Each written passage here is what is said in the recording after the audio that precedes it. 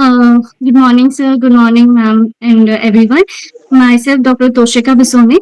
I belong to a very beautiful city of Madhya Pradesh, that is Bhopal, and I have done my primary education class 10th and 12th from Bhopal, and after that, I have done my graduation from People's College of Dental Sciences and Research Center in Bhopal.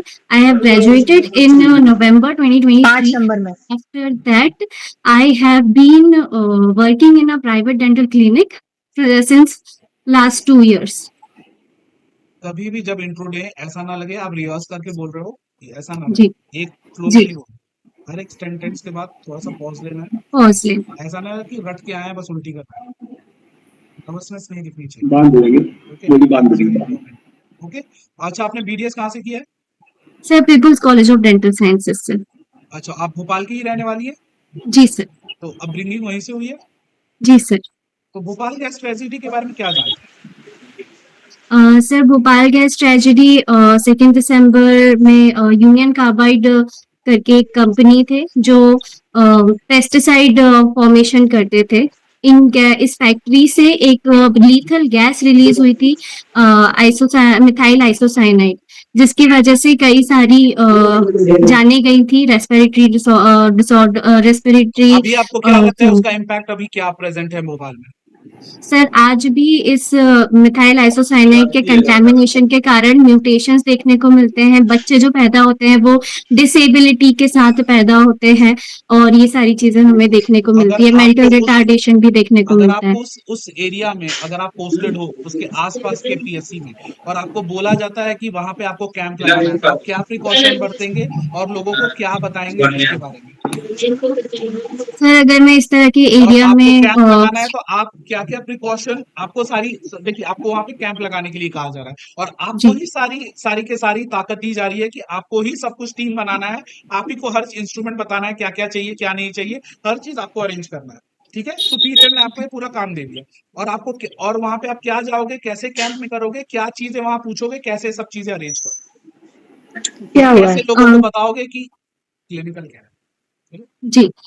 इसके लिए मैं सबसे पहले जो diagnostic instruments अपने साथ लेकर जाऊंगी, साथ ही साथ मैं अपनी एक टीम बनाऊंगी, जिस टीम को मैं वहां पर साथ में लेके जा सकूं जहां पर मैं कैंप कंडक्ट करवा रही हूँ।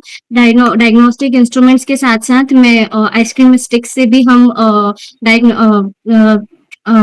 इनिशियल स्क्रीनिंग कर सकते हैं, तो मैं वो भी लेकर जाऊंगी अपने साथ।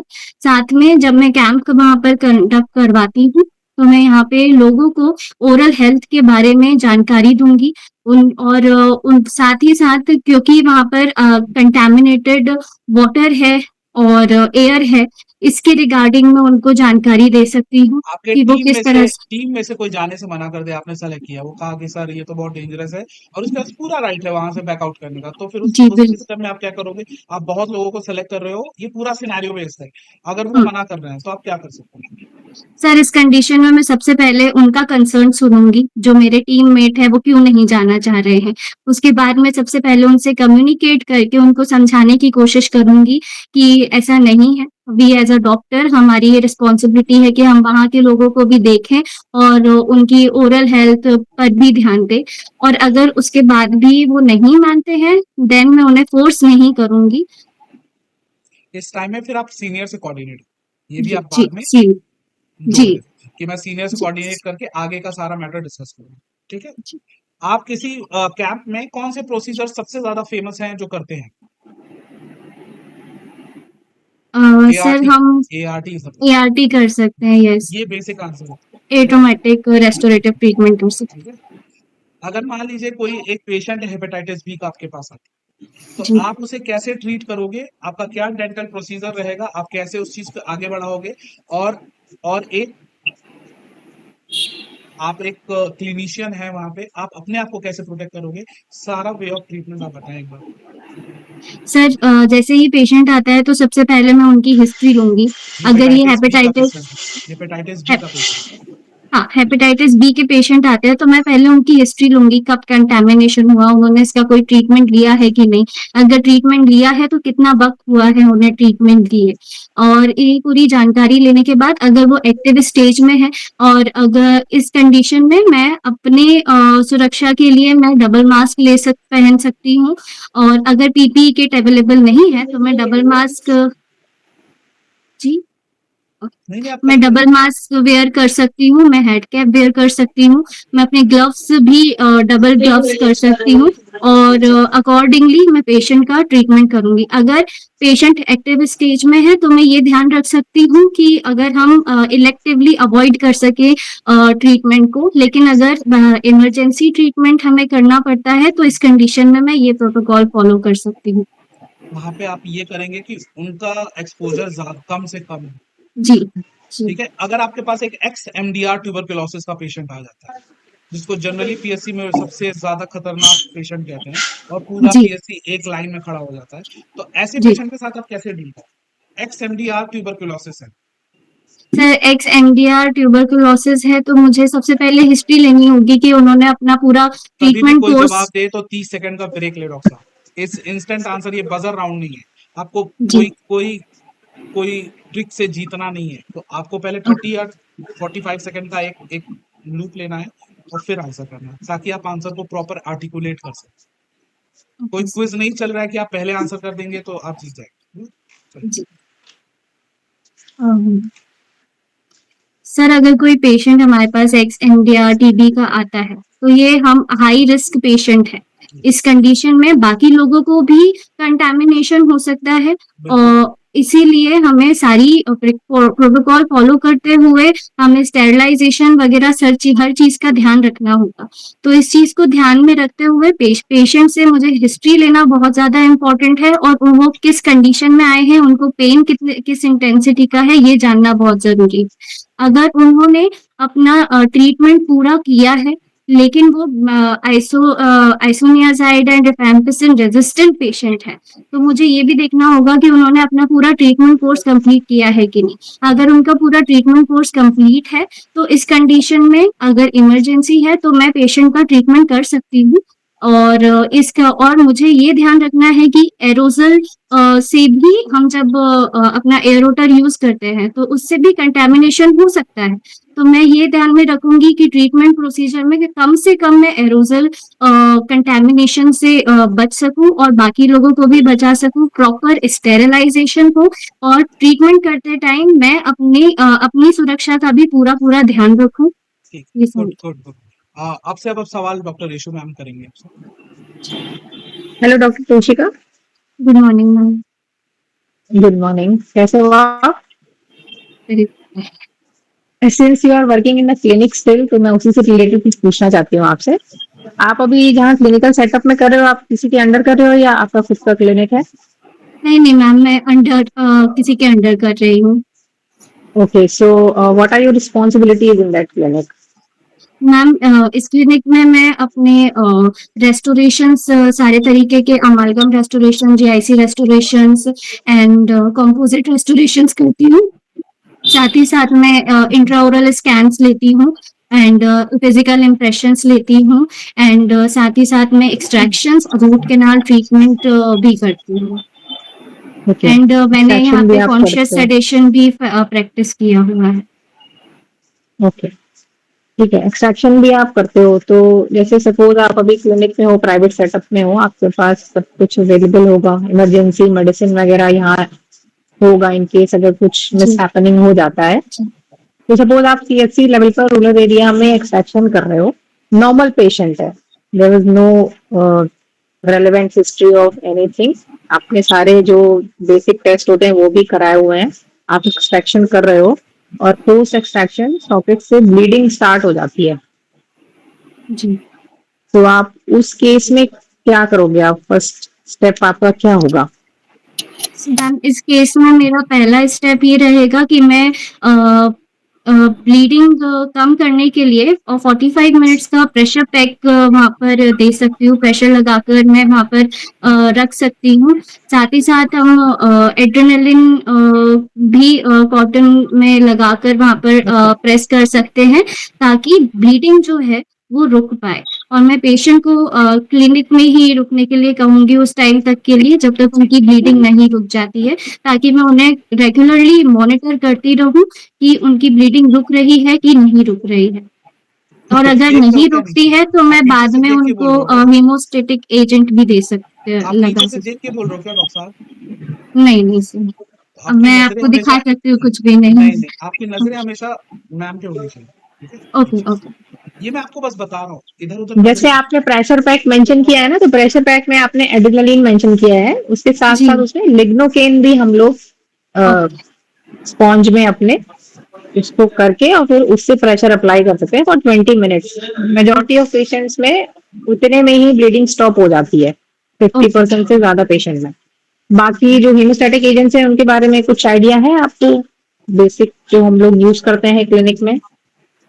हाँ मैम, यहाँ पे तो जैसे क्लिनिक में हूँ मैं हीमोस्टेटिक एजेंट यूज़ करती हूँ। एल्बुलो जेल करके ओके, ओके। जी। एनीमोर बहुत ही कॉमन अम, सा जो यूज करते हैं। मैम अभी मुझे इसका ठीक आइडिया है, नहीं है। सर्जी सेल हो गया, जेल फोम हो गया, सर्जिस ये सब ओके, है। ओके, ठीक है, ओके। पेशेंट की ब्लीडिंग स्टॉप हो गई और उसके बाद पेशेंट, आपने पेशेंट से बोला कि अब आप ठीक हैं, अब आप घर जा सकते हैं। पेशेंट जाने को रेडी नहीं है कि नहीं डॉक्टर साहब हम तो नहीं जाएंगे, आपने पता नहीं क्या कर दिया है और जो है गड़बड़ हो गया काम हमारा, और वो लगा आपके ऊपर एकदम से उसके साथ जो उसके अटेंडेंट हैं आपके ऊपर नाराज होने लगे हैं, चिल्लाने लगे हैं, तो उस सिनेरियो में आप क्या करोगे? मैम इस सिनेरियो में सबसे पहले मैं खुद को काम रखूंगी और खुद को काम रखते हुए मैं पेशेंट से कम्युनिकेट करने की कोशिश करूंगी और मैं उन्हें ये समझाने की कोशिश करूंगी कि ब्लीडिंग मैं उन्हें एश्योर करने की कोशिश करूंगी कि ब्लीडिंग नहीं होगी अब, और अगर पेशेंट चाहे तो वो कुछ देर और यहाँ रुक सकते हैं और मैं उन्हें और मॉनिटर कर सकती हूँ, इसमें कोई दिक्कत वाली बात नहीं है। एंड अगर उन्हें संतुष्टि नहीं हो रही है तो आप मुझे कांटेक्ट भी कर सकते हैं अपने घर जाने के बाद कोई भी दिक्कत आती है। साथ ही ठीक है, साथ मैं उन्हें एनाल्जेसिक्स भी पेन वगैरह के लिए प्रिस्क्राइब करूंगी। okay. And you can instruct them to follow up the next step. Yes ma'am. Okay, ठीक। good. डॉक्टर तारिक आप अपना कुछ सवाल हो तो पूछिए। ओके डॉक्टर तोशिका, मेरा क्वेश्चन ये है कि suppose it's a kind of enormity kind of question, जैसे यू नो जी, बेटर कि bureaucracy is a thankless job where the credit is mostly given to the politician or the other person or somebody else. So are you psychologically prepared to work in the such kind of circumstances where you are not recognized in the public, या not appreciated, आपको अपने appreciation नहीं मिल रहा लेकिन फिर भी आप willingness हो? सर इस कंडीशन में मैं यही कहना चाहूंगी कि एज अ डॉक्टर मेरी प्राइमरी रिस्पॉन्सिबिलिटी ये है कि मैं पेशेंट का दर्द ठीक कर सकूं और उन्हें जो भी दिक्कत आ रही है उस पे मेरा ज्यादा ध्यान हो इंस्टेड ऑफ गेटिंग अप्रिशिएटेड। हम हर चीज में अप्रिसिएशन मिले इस चीज की हम नहीं रख सकते हैं एक्सपेक्टेशन, ये चीज मैं जानती हूँ अपने आप में भी। एंड अगर मुझे रिकॉग्निशन मिलना होगा तो कोई ना कोई उसे रिकॉग्नाइज कर ही लेगा। तो मैं सिर्फ ये अपना मोटिव रखना चाहती हूँ कि मेरा पूरा ध्यान पेशेंट को क्योर करने में रहे, ना कि पॉलिटिकल व्यूज में। That is why doctory and teaching are the most are two noblest profession because the जी service to the society. जी सर। ठीक है। अमृत जी आपका सवाल। डॉक्टर साहब आपने प्रोफाइल में मेंशन किया है कि आप बहुत सेल्फ क्रिटिकल हैं, ठीक है? तो जी आप बता सकते हैं कि लास्ट टाइम आपके सेल्फ क्रिटिसिज्म की वजह से मैक्रो लेवल पे आपके बिहेवियर में क्या चेंज आया है?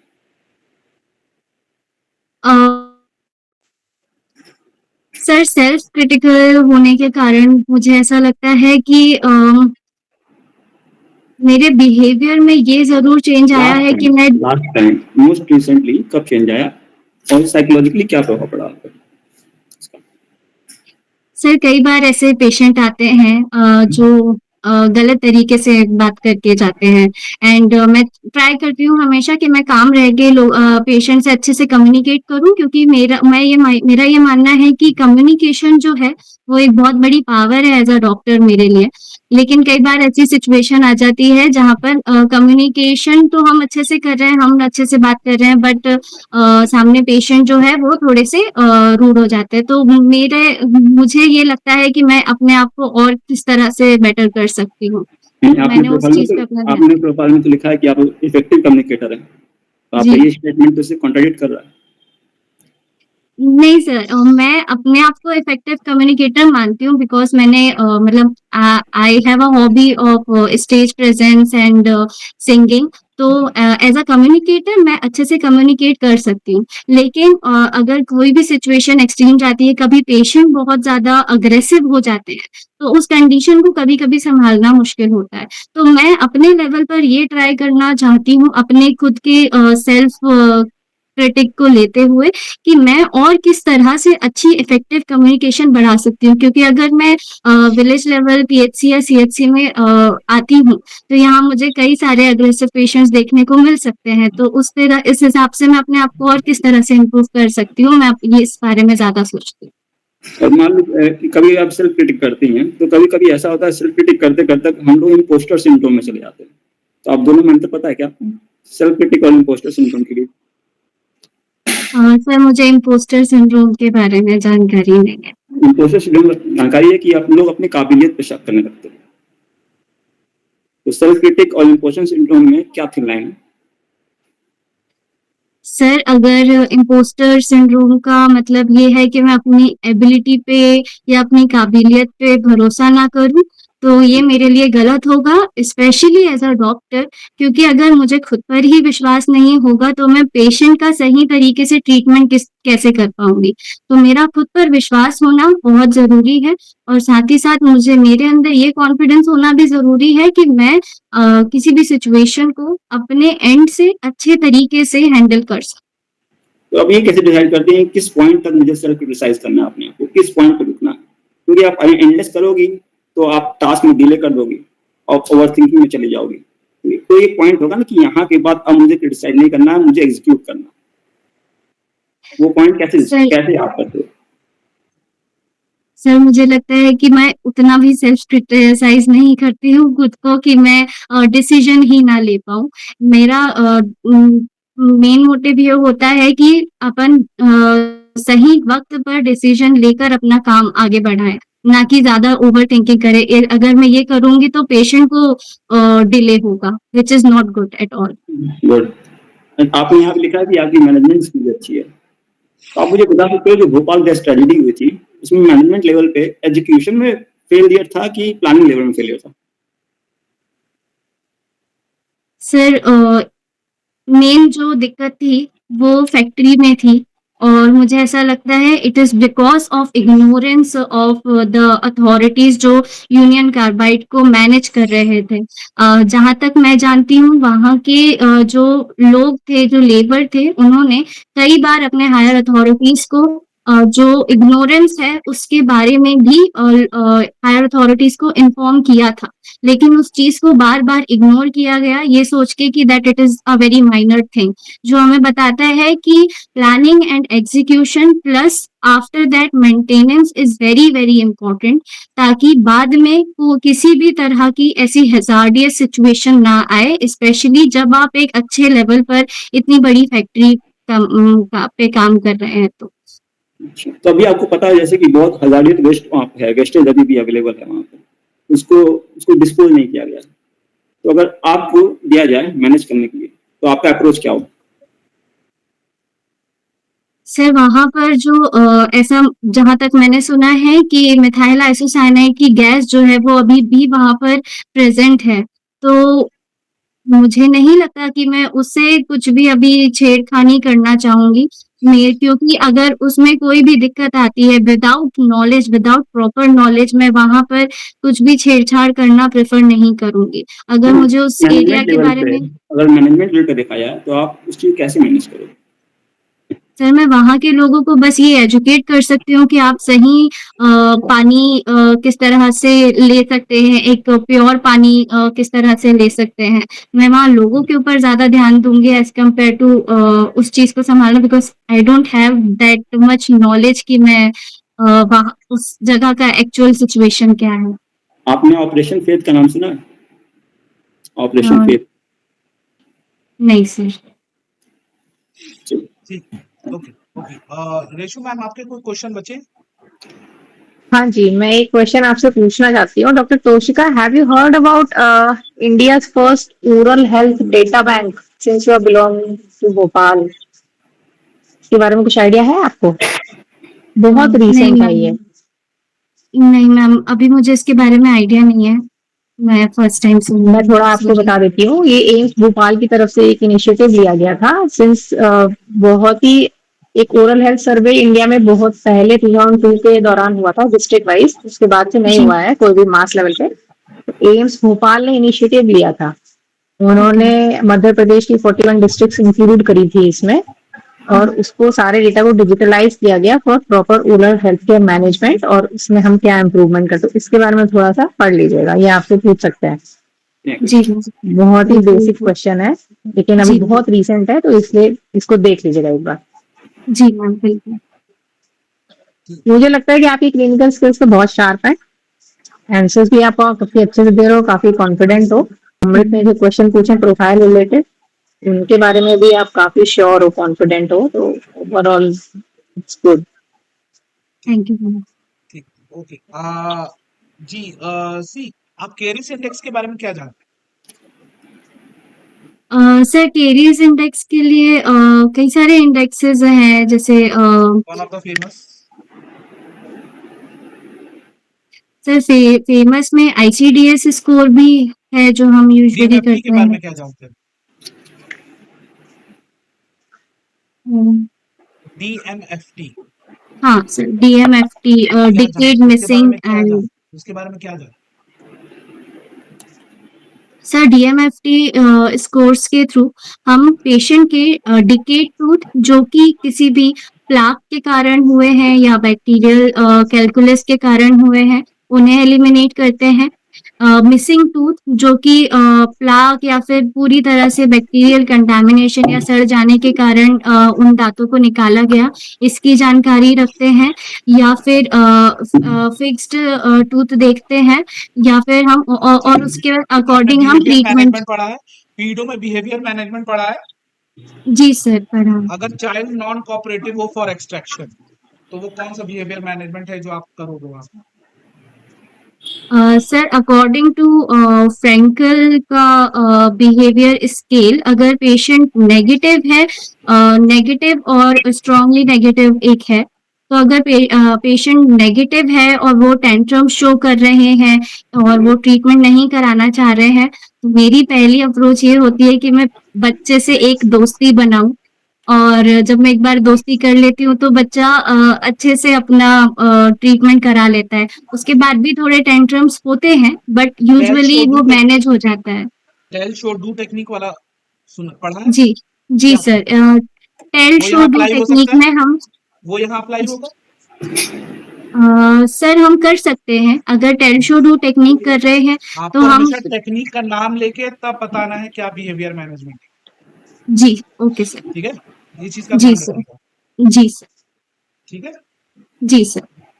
अगर मान लीजिए आपके पास एक पेशेंट आता है, ठीक है, जिसको एक पूरी हिस्ट्री है डायबिटीज की, बीपी की, और वो बहुत एल्डरली पेशेंट है, उसको एक्सट्रैक्शन करा, तो आप उसको जी क्या एडवाइस करोगे? Before extraction, after extraction, during extraction?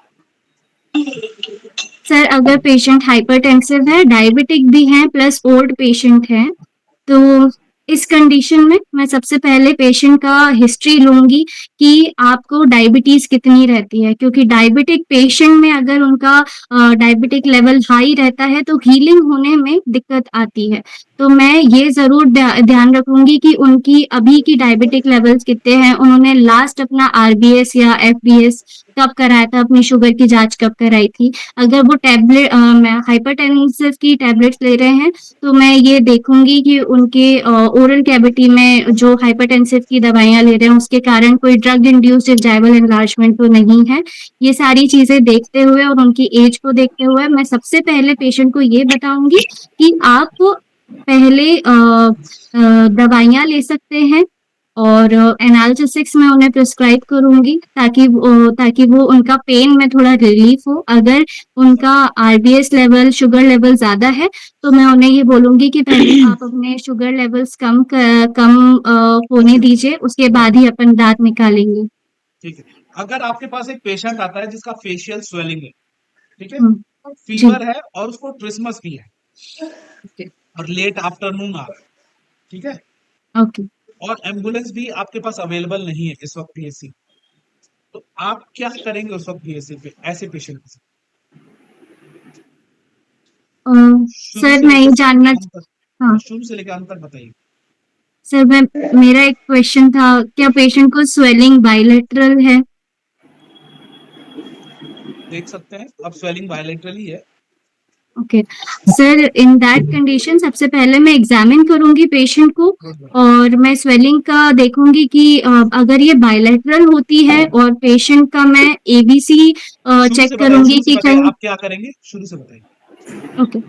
Sir जैसे ही इस कंडीशन में पेशेंट मेरे पास आते हैं, उन्हें पेन है, बायलैटरल स्वेलिंग है एंड इस कंडीशन में मैं सबसे पहले पेशेंट को एग्जामिन करूंगी। मैं ये चेक करूंगी कि कहीं कोई एयरवे ऑब्स्ट्रक्शन तो नहीं है, उन्हें ब्रीथिंग में दिक्कत तो नहीं आ रही है। इन केस ब्रीथिंग में दिक्कत आ रही है तो मोस्ट प्रोबेबली ये life threatening situation that is Ludwig angina हो सकता है। तो इस कंडीशन में मैं ये मेक श्योर करूंगी कि हम अगर बिल्कुल इमरजेंसी है तो मैं उसी टाइम पे इंसिजन एंड ड्रेनेज कर बिल्कुल। सकती हूँ। आप इस क्वेश्चन का ग्लिच यही था कि आप सबसे पहले ये चेक करेंगे कि उनको स्पेस इन्फेक्शन या लुडविग एंजाइना की तो दिक्कत नहीं आ रही है, ये जी सबसे मेजर है, क्योंकि जी अगर वो चीज नहीं है तो अब आप उनको बैठा के सस्टेन कर सकते हैं, लेकिन जी ये दिक्कत है तो ये एक अलार्मिंग। जी सर जी सर। ठीक है, आपका इंटरव्यू काफी अच्छा था। आपका फीडबैक मैं अपने पैनल से पूछना चाहूंगा। मैम, इनका कुछ जी फीडबैक आपके हिसाब से? मैं डॉक्टर तोशिका को यही बोलना चाहती हूँ कि ओवरऑल आपका इंटरव्यू अच्छा था। एक चीज मैं बस आपको बोलना चाहती हूँ, जैसे सपोज पैनल में आपसे कोई क्वेश्चन पूछा तो उसको रिलैक्स माइंड से पहले अच्छे से सुनिए, ठीक है, उसके बाद आंसर करिए और try to answer in a very limited. जो आपसे पूछा गया सिर्फ उतना ही बोलिए, ठीक है, एक्स्ट्रा मत बोलिए।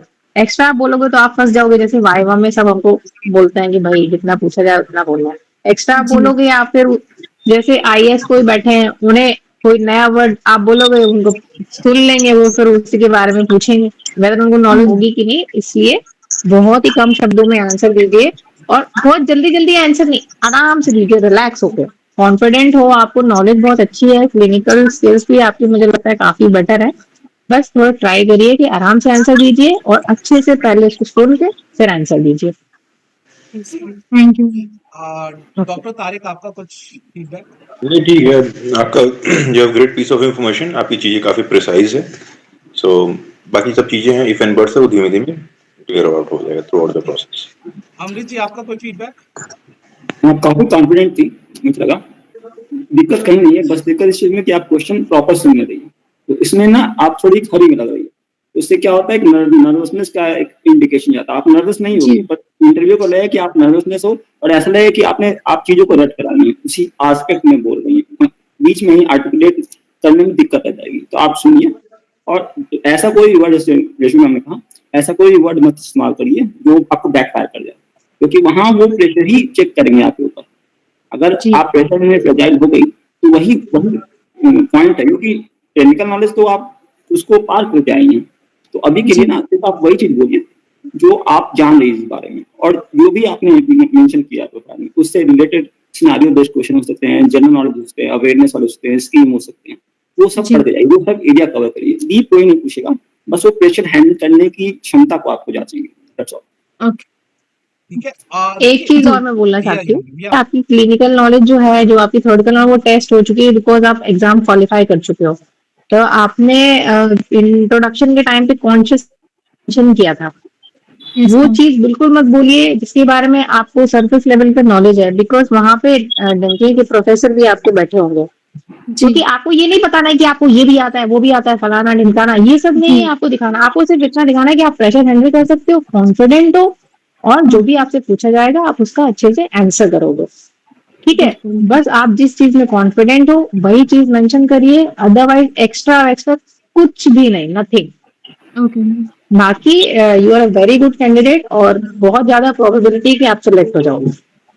Thank you so ma'am much अभी मैम। आश्वासन मत दीजिए, वरना ये बच्चा नहीं पढ़ेगा नहीं, नहीं मैं है। प्रोबेबिलिटी बोल रही हूँ इसलिए कि थोड़ा कॉन्फिडेंस रहे। ये आज ही किताब बंद कर देगा ये बच्चा नहीं बहुत। नहीं, पढ़ाई प्रोबेबिलिटी करनी के है लिए भाई। 100% हो सकती है, ठीक है ठीक है। प्रोबेबिलिटी होती है ना 100% हो सकती है। ठीक है। देखिए डॉक्टर साहब, मैंने आपको बीच में टोका था। जी आपका सर। जो आई कांटेक्ट है वो बिल्कुल नहीं है। एक पेज मैंने हाँ, दिया है जहाँ पे आई कांटेक्ट और सारी चीजें दिखा है। आप जब भी आप कोई इंटरव्यू देने जाते हो, आप आसपास की चीजें भूल जाइए कि आसपास चीजें आपकी क्या घट रही है। आपको बस ये याद रखना है कि आप हैं इंटरव्यू और एक और पैनल है। जी। अंदर घुसते आपको हर चीज भूल जानी जी है। सर। ठीक है। बाहर क्या टेंशन थी सब बाहर छोड़ के आए। ठीक है। और सूट अच्छा पहन के जाएंगे, ये सब नहीं, ये सब तो अभी आप पहन लिए हाँ इट्स ओके। सर। बट आप प्रॉपर ड्रेसिंग करेंगे, सब उस पीडीएफ में लिखा है जो मैंने आपको प्रोवाइड किया है, जी। हमारी टीम ने जी आपको सर। प्रोवाइड किया। दूसरा, आपका रिटर्न में कितने नंबर थे? सर रिटर्न में मेरे 210 मार्क्स हैं। ठीक है।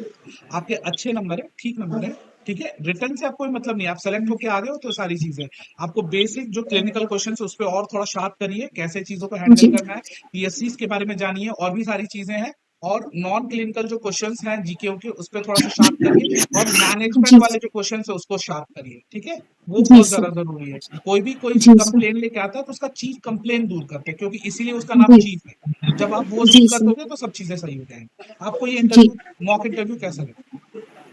सर मुझे बहुत अच्छा लगा, और मैंने प्रिपरेशन तो की थी, बट मैंने ज़्यादातर डेंटल पार्ट में ही प्रिपरेशन की थी। एंड रेशु मैम ने ये चीज़ मुझे बहुत अच्छी बताई कि रीसेंट के बारे में मुझे जानना ज़रूरी है। और मैम ने जो क्वेश्चन किया था मुझे उसके बारे में जानकारी नहीं थी, तो मैं अब उसके बारे में पढ़ूंगी, तो that is a good thing. सब कुछ और पढ़ना मुझे अच्छा लगा। देखिए जी ये सर। मॉक इंटरव्यू है, इसलिए हम मॉक करने आए हैं। मॉक जी। मतलब आपको मॉक करेंगे हर जगह, लेकिन ये इतना एक्सटेंसिव नहीं होगा। रियल वाला सिर्फ 2 से 5 मिनट होगा। अब उस 2 से 5 मिनट में आप कितना छक्का मारोगे वो आप पे डिपेंड करेगा। ठीक है। तो बिल्कुल कॉन्फिडेंट रहना है आपका। सबसे अच्छा, एक बहुत अच्छा लगा कि आपके चेहरे पे कॉन्फिडेंस दिखता है, आप हंसते हो पूरी चेहरे तरीके से। लेकिन आंसर करते वक्त तुरंत 1-2 मिनट का पॉज लीजिएगा, या फिर 30 सेकंड का, और फिर आंसर करिएगा। नहीं लेना है तो जी। 10-15 सेकंड का लीजिएगा, बहुत लंबा नहीं, बट 20 सेकंड का तो एटलीस्ट लेके फिर जवाब दीजिएगा। अच्छे बच्चे हैं, आप सेलेक्ट हो जाएंगे तो हमारे पैनल में भी अगली बार आ सकते हैं। ठीक है। हाँ, बिल्कुल।